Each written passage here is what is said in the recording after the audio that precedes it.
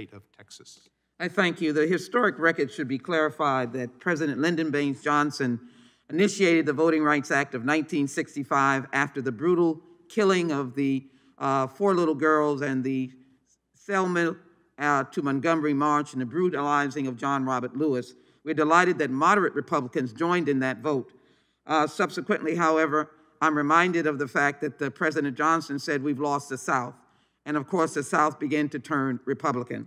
Those were the oppressors putting on a different party affiliation. General, I understand in 2020, former President Trump won North Carolina. Do you believe that was a legitimate election? Yes or no? Yes. Thank you very much. Mr. Chairman, I'd like to offer into the record the article that says, here are the Republicans who objected to the Electoral College vote in 2020. And there were 1, 2, 3, 4, 5 of our members here who are now talking about the issue of voting. I'd like to submit this into the record, and I'll make the point later. Without objection. Thank you so very much.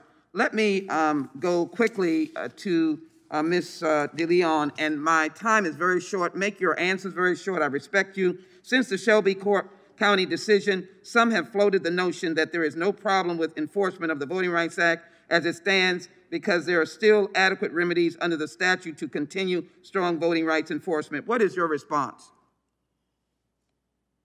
Ms. DeLeon? Thank you so much. Yes, thank you so much for that question.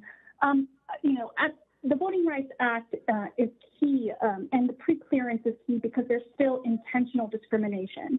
And I believe there's been some confusion, and I'd like to clear it up today. Civil rights advocates are not against photo ID. We're against manipulating photo ID to cut voters out.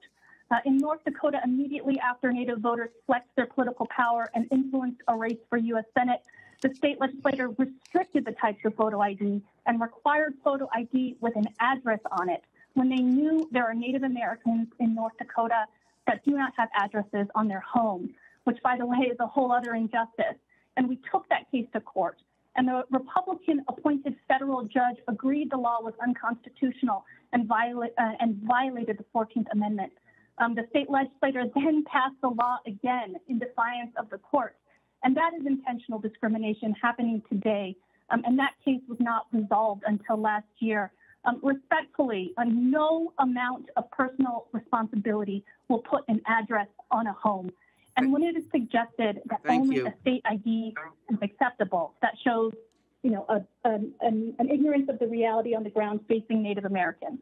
Thank you. And thank you for representing Native Americans. And Lieutenant Governor Robinson, let me correct that. Will the lady yield? And let me also thank you for your service. Reverend Barber, I have a short period of time. Reverend Barber. We have been hearing all throughout this session that race does not matter. Would you briefly, I have to ask Secretary Castro a question, please. Would you briefly categorize how a race has seen a proliferation of oppressive voting rights laws, even though, as you said, if we all work together, we can get equality? How does racism impact all of these voting rights laws being written by Republican legislatures across America? Systemic racism, policy-based racism does matter. It matters because it's a violation of the 15th Amendment, the 14th Amendment. And let me just read the Supreme Court and answer your question. About the gerrymandering case in North Carolina. The U.S. Supreme Court issued a remarkable per curiam decision striking down as a sweeping unconstitutional racial gerrymandering the maps that created an unaccountable legislative supermajority in the State House, therefore creating an unconstitutionally constituted legislature. Thank you, Reverend. Supreme Court. Thank you, Reverend. I love you and thank you for your service. They're cutting me off. Thank you so very much. That is powerful what you said. Secretary Castro, thank you for your mother's work.